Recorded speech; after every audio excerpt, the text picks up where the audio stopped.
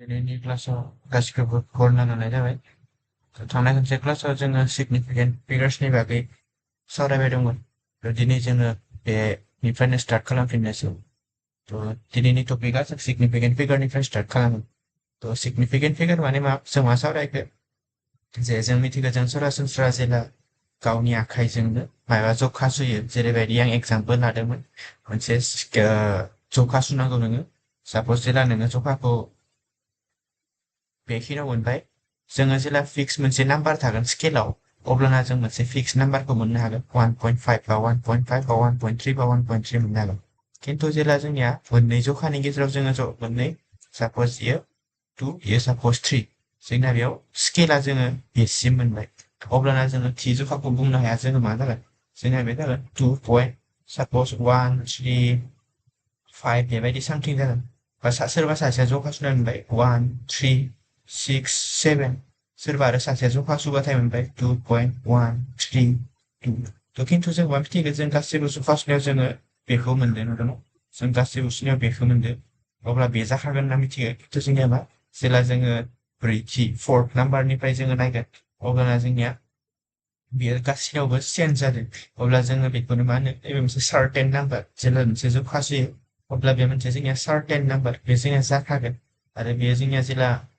बेनि बारा जायो जिहेतु जोंना गासिबो बेलेग बेलेग मोनदों बेयो मोनसे आनसार्टेन नाम्बार मोनो थ' बेयाव दोङो जोंनिया अल रिलायेबलि नन डिजिट थ' जोंनिया जागोन 2 1 3 आ रिलायेबलि नन डिजिट आरो आनसार्टेन डिजिट माने बेयो सोरबा 2 मोनबाय सोरबा 6 मोनबाय सोरबा 5 मोनबाय बिदिनो मानसिफ्रा मा बेलेग बेलेग मोनगोन अके थ' बेयाव नायबाय जोङो एक्जाम्पल मोनसे लादोंमोन 1.62 सेकेन्ड थ' 1.6 आव जोङो बे फार्स्ट मोननैखौ मा नामखौ सार्टेन रिलायेबलि नन डिजिट माने मा जों 1.6 आ जाखागोन बिदिनो जोंनिया 2 आ मा मालाबा 2 बो जानो हागौ मालाबा 3 बो जानो हागौ मालाबा 4 बो जानो हागौ थ' बिदि जागोन ओंखायनो जोङो 3 सिगनिफिकेन्ट फिगार जिहेतु जों बेयाव मोनथाम नाम्बारखौ लिरनो हादों जों सिगनिफिकेन्ट फिगारा जोंनिया मोनथाम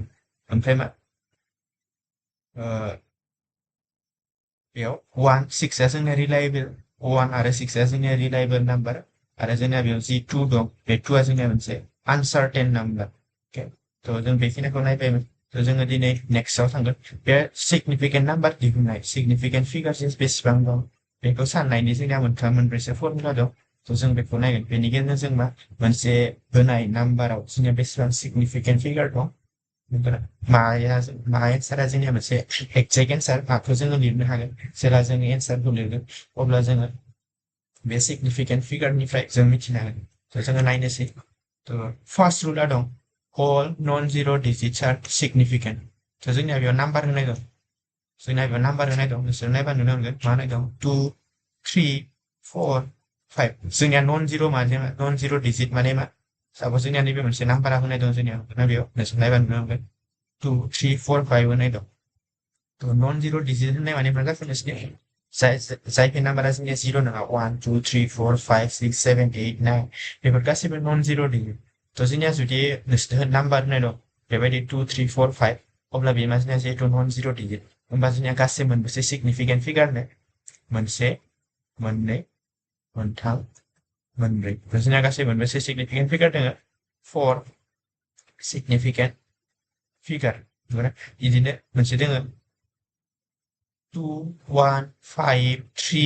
6 गासै मोनबेसे जागोन इयाव 1 2 3 4 5 4 सिगनिफिकेन्ट फिगार मा बे 2 1 5 3 6 नोंसोर बेयाव नायबा नुगोन 2 3 4 5 आव 2 आबो नन जिर' 3 आबो नन जिर' 4 आबो नन जिर' 5 आबो नन जिर' होनब्ला मा जाखो 2 3 4 आरो 5 आ जोंनिया मा जिहेतु नन जिर' डिजिट थ' बे मोनब्रै नाम्बारा जोंनिया सिगनिफिकेन्ट फिगार थ' जोंनिया बे नाम्बाराव गासै मोनसे सिगनिफिकेन्ट फिगार दं होनना सोंबा जोंनि एन्सारा जागोन गासै 4 सिगनिफिकेन्ट फिगार्स दं अके ओमफ्राय जोंना सेकेन्ड रुला मा zeros between non-zero digits are significant थ' बेयाव नाय 1 मादों 1 0 0 2 बेयाव जोंना एग्जाम्पल दङ 1 0 0 2 zeros between non-zero digits मोननै नन जिर' डिजिटनि गेजेराव थानाय लाथिख'फ्रा मोननै लाथिख' नङि अनजिमानि गेजेराव थानाय लाथिख' होमबा जोंनिया बेयाव नाय जोंनिया 1 आ मा लाथिख' नङा 2 आ लाथिख' नङा खिन्थु मा बे मोननैनि गेजेराव 1 आरो 2 नि गेजेराव जोंनिया नै लाथिख' मोननैया दं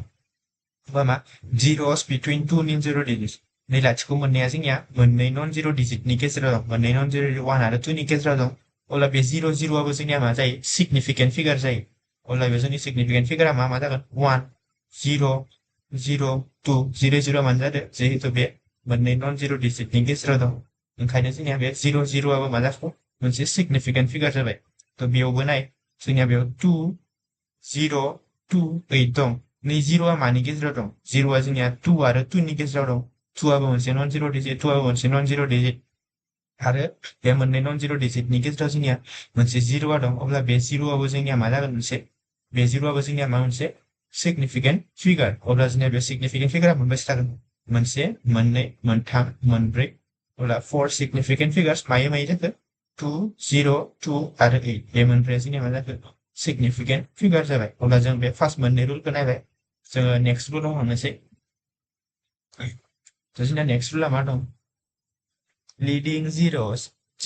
before the first non-zero digits are non-significant. Leading zeros बेयाव नाय example नि गेजेरजों बुजिनि जोंना example होनाय दं बेयाव 0.0045 leading zeros नि ओंथिया मा जादों zeros between the first non-zero digit जों नाम्बारखौ जोङो सानफ्रोमबो आगसिथिंनिफ्राय नायदो जोंनिया 0 बे 0 बे 0 बे 0 जोंनिया नै 4 आ first non-zero digit नंगौना नङा बे 4 आ जोंनिया first non-zero digit होनब्ला बेनि सिगांनि लाथिख'फोरा जोंनिया मा जायोनो मोनसे सिगनिफिकेन्ट फिगार जाया जोंनिया फार्स्ट non-zero digitनि सिगाङाव थानाय लाथिख'फोरा मा जाया सिगनिफिकेन्ट फिगार जाया होमबा जोंनिया बेयाव 0.0045 फार्स्ट non-zero digitआ मा फार्स्ट non-zero digitआ जोंनिया 4 आरो बे 4 नि सिगाङाव जोंनिया जेसेबां लाथिख' दं बेयो जोंनिया सिगनिफिकेन्ट फिगार जाया होमब्ला जोंनिया बेयाव सिगनिफिकेन्ट फिगारा मोनबेसे मोननैल' 4 आरो 5 जों मा मिथिगौ जाय बे 0 नङा बेयो जोंनिया सिगनिफिकेन्ट फिगार जायो होमबा जोंनिया 4 आबो रुल नाम्बार 1 निफ्राय 4 आबो जोंनिया 0 नङा 5 आबो 0 नङा होमबा जोंनिया रुल नाम्बार 1 निफ्राय 4 आरो 5 आ सिगनिफिकेन्ट फिगार ओमफ्राय नै रुल नाम्बार 3 निफ्राय बे फार्स्ट non-zero digit 4 नि सिगाङाव थानाय नाम्बारफोरा मा जोंनिया मोनसे नन सिगनिफिकेन्ट नाम्बार मोनसे नन सिगनिफिकेन्ट फिगार अब्ला 0.0045 आ जोंनिया सिगनिफिकेन्ट फिगारा मोनबेसे थाखो मोननै आरो बे मोननै सिगनिफिकेन्ट फिगारा मा 4 आरो 5 बेयावबो नाय बिनि उनाव नायलायदो निउ 0.000308 दं अब्ला सेकेन्ड एक्जाम्पलाव जोंनिया मा दं 0.000308 थ' बेयाव जोंनिया फार्स्ट non-zero digitआ मा बे फार्स्ट non-zero digit होमबा बेनि सिगांनिया जोंनिया सिगनिफिकेन्ट फिगार जाया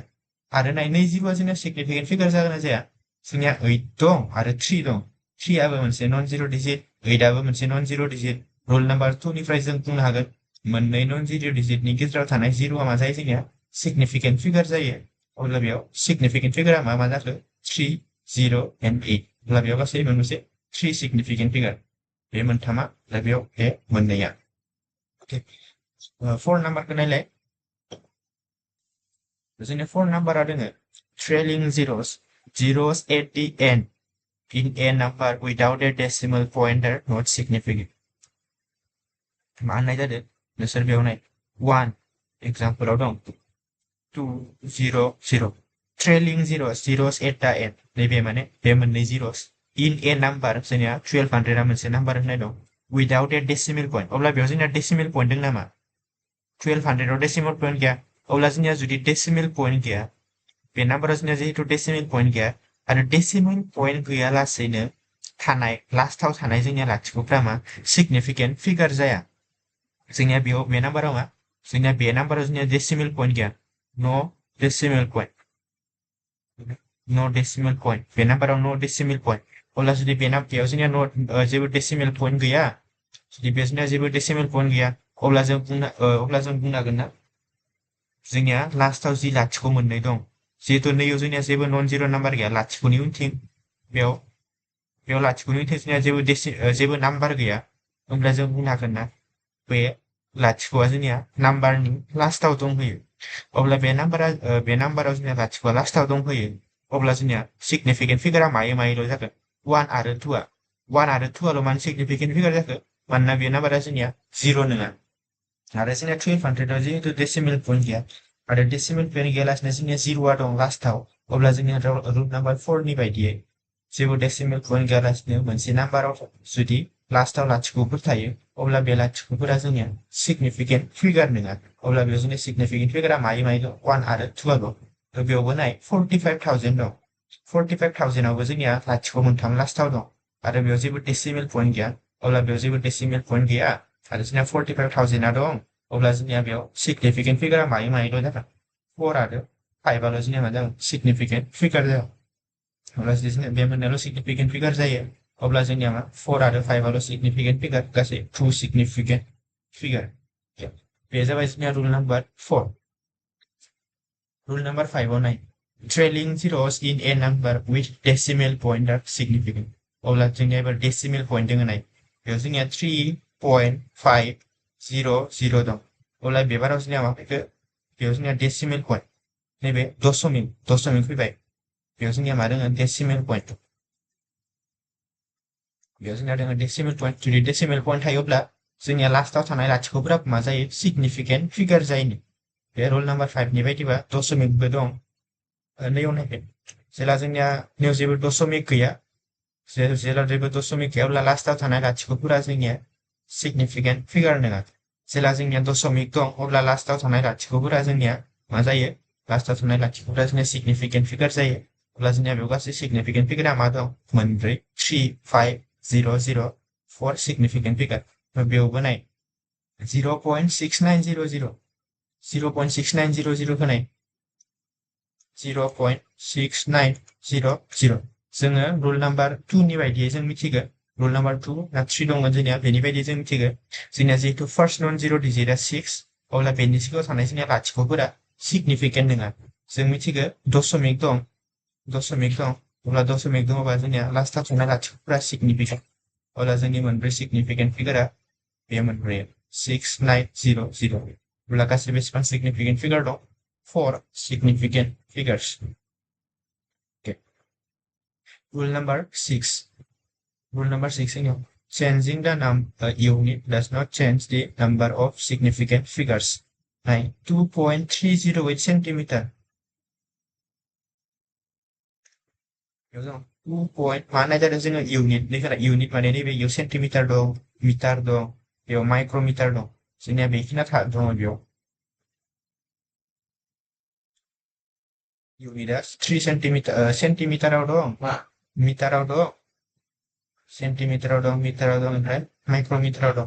जोङो इउनिटखौ चेन्ज खालामदों जों मिटाराव दं माइक्र'मिटाराव दं इउनिटखौ चेन्ज खालामदों थेवबो जोंनिया बे गासैबो मा 4 सिगनिफिकेन्ट फिगार्स दं माबायदि जादों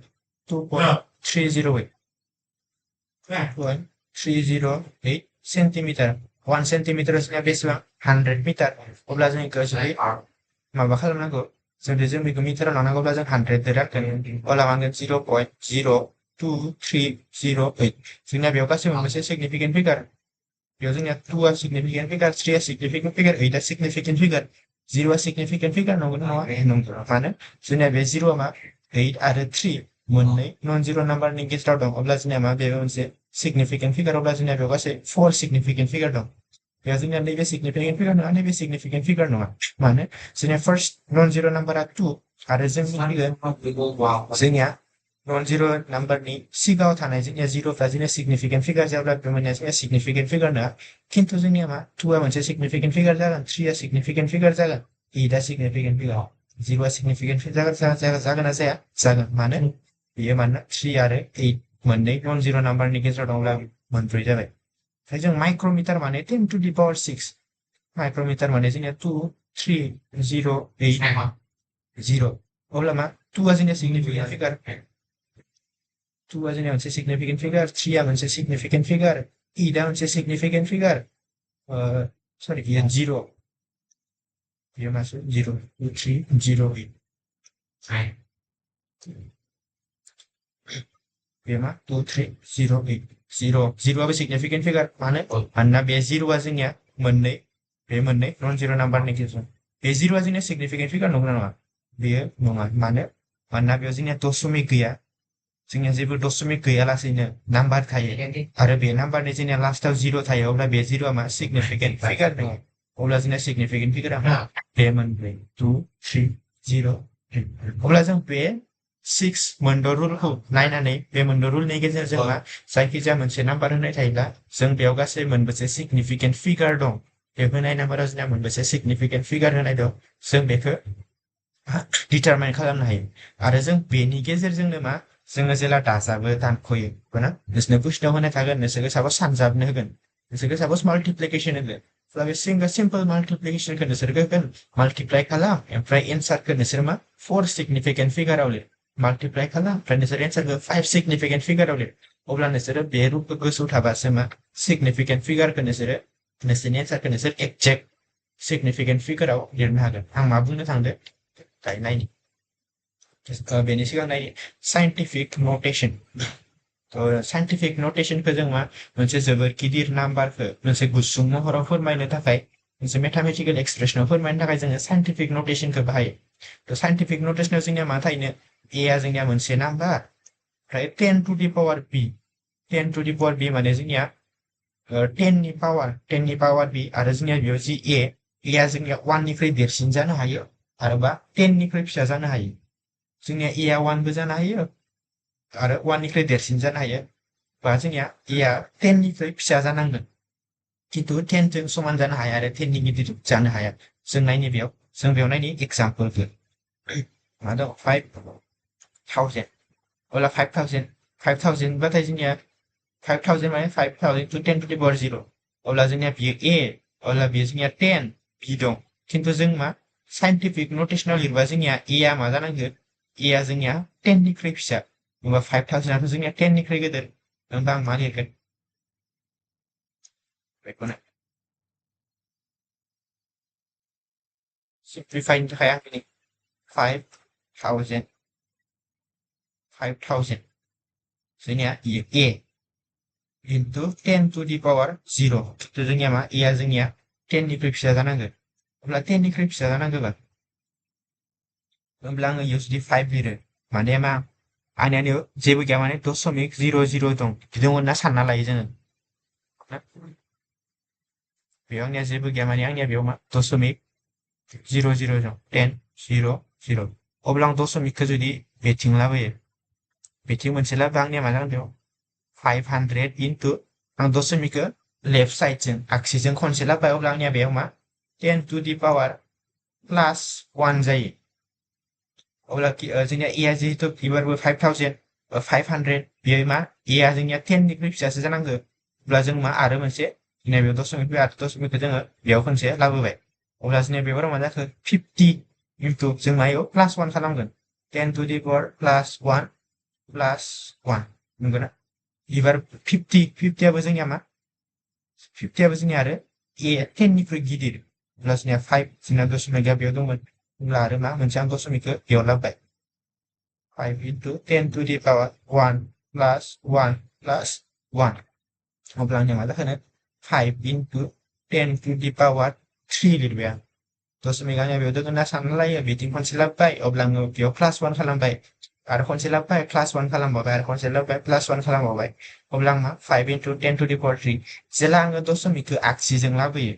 अब्ला जेला आं दशमिकखौ मा आगसिजों लाबोयो अब्ला आंनिया बेयो प्लास जायो नायदो 5 into 10 to the power 3 5 into 10 to the power 3 अब्ला जोङो मा जिहेतु ए जाबाय बेयो मा 10 टु दि पावार बी जोंनिया ए आ जोंनिया 10 निख्रुइ फिसा जानांगौ आरो 1 निख्रुइ देरसिन जानांगौ होमबा जोंनिया ए आ 5 दं 5 आ जोंनिया 1 निख्रुइ देरसिन आरो 10 निख्रुइ दुइसिन आरो 10 टु दि पावार बी सामथिं बी थाहैबाय अब्ला बेयो मा जोंनिया साइन्टिफिक नटेसनाव थाहैबाय अब्ला बेखौ जोङो होनना बुङो साइन्टिफिक नटेसनाव दिन्थिनाय अब्ला बे साइन्टिफिक नटेसनाव दिन्थिनाय जायो आरो जों बेखौ मा होनना बुङो 10 टु दि पावार 3 खौ मा होनना बुङो जोङो बे साइन्टिफिक नटेसननि अर्डार अफ मेगनिट्युड होननानै बुङो 10 टु दि पावार 3 खौ मा होनना बुङो जोङो अर्डार अफ मेगनिट्युड जों बेयावबो नाय 201245 जोङो मा दशमिकआ बेयाव दं अब्ला जों खनसे लाबोबाय थेवबो जोंनिया गिदिर जागोन आरो खनसे लाबोबाय खननै जाबाय आरो खनसे लाबोबाय खेबथाम आरो खनसे लाबोबाय खेबब्रै आरो खनसे लाबोबाय 5 टाइम्स होमबा 10 टु दि पावार 5 जाहैबाय मा होननो थांदों आङो बेयाव जोंनिया बेयाव दशमिकआ दङ जेबो गैया माने जों दशमिक दङ होनना सानना लायो जों फार्स्टआव बेयाव लाबोबाय खेबसे जाबाय बेयाव लाबोबाय खेबनै बेयाव लाबोबाय खेबथाम बेयाव लाबोबाय खेबब्रै बेयाव लाबोबाय 5 टाइम्स नंगौना ओंखायनो जोंनिया मा जिहेतु बेनिफ्राय खनसे खननै खनथाम खनब्रै खनबा जों खेबबा 5 टाइम्स आगसिजों लाबोदो 5 टाइम्स जों मा आगसिजों लाबोदो अब्ला जोंनिया मा जाखो बेयाव ओंखायनो 10 टू द पावर 5 जाहैबाय अब्ला जुदि 10 टू द पावर 5 जायो अब्ला बेनि अर्डार अफ मेग्निट्युडआ जोंनिया मा जिहेतु नैबे जोंनिया बेनि अर्डार अफ मेग्निट्युड जागोन 10 to the power 5 order of magnitude आरो बे 2 दङ 2.01245 2.01245 बा जोंनिया 2 आ जोंनिया 1 निख्रुइ देरसिन आरो बेयो मा 10 निख्रुइ फिसा अब्ला जोंनिया मा बेयो मोनसे साइन्टिफिक नटेसनाव दं ओके साइन्टिफिक नटेसना जोंनिया बेखौनो होनना फोरमायो ओके जुदि नोंसोरनियाव नाम्बार दं 0.0025 अब्ला बेखौ जों जुदि साइन्टिफिक नटेसनाव लिरनांगौ अब्ला मा दङ जोंनिया नैबे मा ए निख्रुइ फिसा नंगौना नङा बेयो जोंनिया ए बेयो जोंनिया 1 निख्रुइ फिसा 0.00 बेयो जोंनिया 1 निख्रुइ फिसा खिन्थु जोंनिया मा बेयाव 1 निख्रुइ देरसिन जानांगौ अब्ला जों मा बेबायदि 1 निख्रुइ फिसा थाबा जोङो दशमिकखौ माजों लांगोन आगदाजों लांगोन जेला जों दशमिकखौ आगदा फारसे लाङो अब्ला जोंनिया मा जायो माइनास जायो नायदो बेयाव मा दं जोंहा 10 to the power 0 जानानै दं जेला जों दशमिकखौ आगदाजों लाङो खनसे लाबोबाय अब्ला मा जाखो 0.025 into 10 to the power minus 1 बेयावबो लाबोगोन 0.25 into 10 to the power minus 1 आरो खिन्थु जोंनिया मा 0.25 दायोबो 1 निख्रुइ फिसा अब्ला खनसे लाबोबावगोन मा जागोन 2.5 into 10 to the power minus 1 minus 2 आरो बेयाव minus 3 बेसा minus 3 मानोना जों खनथाम लाबोबाय अब्ला 10 to the power minus 3 अब्ला जेला जों आगदा फारसे लांगोन अब्ला मा जायो बेयो माइनास जायो पावाराव जेला जोङो आगसि फारसे लाङो अब्ला जोंनिया मा आगसि फारसे लांनायाव जोंनिया प्लास जादों अब्ला आगदा फारसे लाङो अब्ला जोंनिया मा जादों माइनास जादों अब्ला जों बेखौ लिरनो हागोन decimal move to left अब्ला मा जायो प्लास राइट जेब्ला जों आगदा फारसे लाङो अब्ला मा जायो जोंनिया माइनास बेयाव जोंनिया आगदा फारसे लांदो दशमिकखौ बे फारसे लांदो बेयाव जोंनिया बे फारसे लाबोदो आगसि फारसे बे जाबाय जोंनिया साइन्टिफिक नटेसन आरो अर्डार अफ मेग्निट्युड साइन्टिफिक नटेसननि जोंनिया सिगनिफिकेन्ट फिगारखौ नायनि all zeros in the base number are significant मानो जादों बेयाव जोंनिया बेस नाम्बार जों ए खौ बि खौ जों एक्सपोनेन्ट होननानै बुङो ए खौ जोङो बेस नाम्बार होननानै बुङो बेयाव मा ए खौ जों होनना बुङो बेस नाम्बार आरो बि खौ होननानै बुङो जों मा एक्सपोनेन्ट बेखौ जों होननानै बुङो एक्सपोनेन्ट आरो ए खौ होनना बुङो बेस नाम्बार अब्ला जोंनिया साइन्टिफिक फिगार्स इन साइन्टिफिक नटेसनाव मा दं जोंनिया all zeros in the base number are significant अब्ला जोंनिया 4.00 जोंनिया साइन्टिफिक नटेसना मा होनना बुङो a into 10 to the power b नंगौना आरो बेयाव मा 1 a less than 10 अब्ला जोंनिया बियो a बे जोंनिया b होमबा जोंनिया a 4.7 आ जोंनिया 1 निख्रुइ गिदिर आरो 10 निख्रुइ फिसा अब्ला बे साइन्टिफिक नटेसनाव दं अब्ला बेयाव जोंनिया मोनबेसे सिगनिफिकेन्ट फिगार दं 4 आ मोनसे सिगनिफिकेन्ट फिगार 7 आ मोनसे सिगनिफिकेन्ट फिगार आरो जों बुंनो हागोन ना 4 आ मोनसे सिगनिफिकेन्ट फिगार आरो 7 आ सिगनिफिकेन्ट फिगार आरो जोंनिया बेयाव डेसिमेल पइन्ट दं अब्ला जोंनिया डेसिमेल पइन्ट थाबा जों मिथियो जोंनि डेसिमेल पइन्टनि उनाव जुदि लास्टाव लाथिख' थायोब्ला बेयो मा जायो जोंनिया सिगनिफिकेन्ट फिगार जायो अब्ला जुदि सिगनिफिकेन्ट फिगार जायोब्ला 0 आबो सिगनिफिकेन्ट फिगार होमब्ला गासै मोनबेसे सिगनिफिकेन्ट फिगार दं 4 सिगनिफिकेन्ट फिगार जों नायनि दायो बेनिफ्राय बेसिम माबायदि सोलायखो नोंसोर मिथिगौ 1 सेन्टिमिटाराव बेसे 10 मिलिमिटार मोना 1 सेन्टिमिटाराव 10 मिलिमिटार अब्ला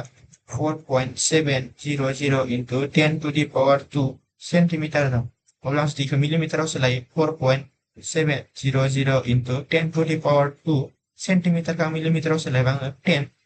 मिलिमिटार अब्ला 2 बेयाव मा 1 जेबो गैया माने 1 नंगौना अब्ला मा 4.700 into 10 to the power 2 plus 1 3 बे मा जाखो मिलिमिटाराव जाबाय मिलिमिटार आरो नैबे जोंनिया माइक्र'मिटाराव जायो 1 माइक्र'मिटाराव जोंनिया 1 मिटाराव जों 10 to the 1 मिटाराव जोंनिया मा जायो 10 to the power 1 मिटाराव 10 to the power minus 6 micrometre जायो जेनेबा नायनि 4.700 10 to the power 3 मिलिमिटार मिटाराव लाङो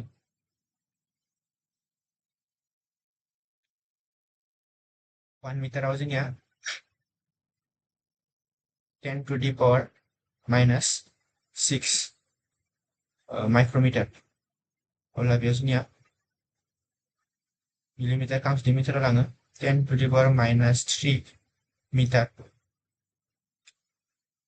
into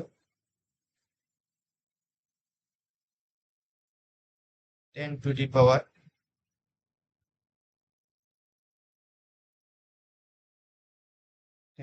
बेयाव आंनिया नैयाव एसे लिरनाया बेयाव जोंना बेयो इउनिटआव फैनाय नङा बेयो जोंनिया जास्ट बेल' जागोन नाम्बारा 4.700 मिटार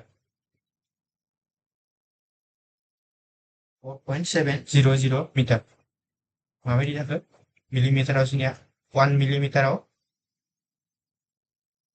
1 मिटाराव 10 to the power minus 3 metre 1 मिटाराव 10 to the power 3 मिटार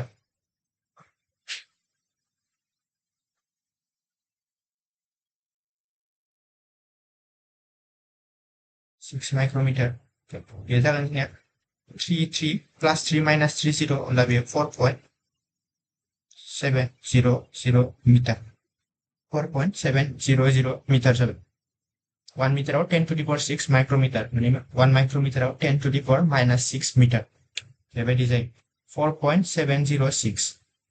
700 आरो जों मोनबावदोंमोन जेला जों इउनिटखौ सोलायो बेयाव सेन्टिमिटार मिलिमिटार मिटार जेला जों इउनिटखौ सोलायो अब्लाबो जोंनिया सिगनिफिकेन्ट फिगारा सोलाया अब्ला जों बेनिफ्राय मिथिगौ जों सेन्टिमिटाराव लिरबाय मिलिमिटाराव लिरबाय मिटाराव लिरबाय जोङो मा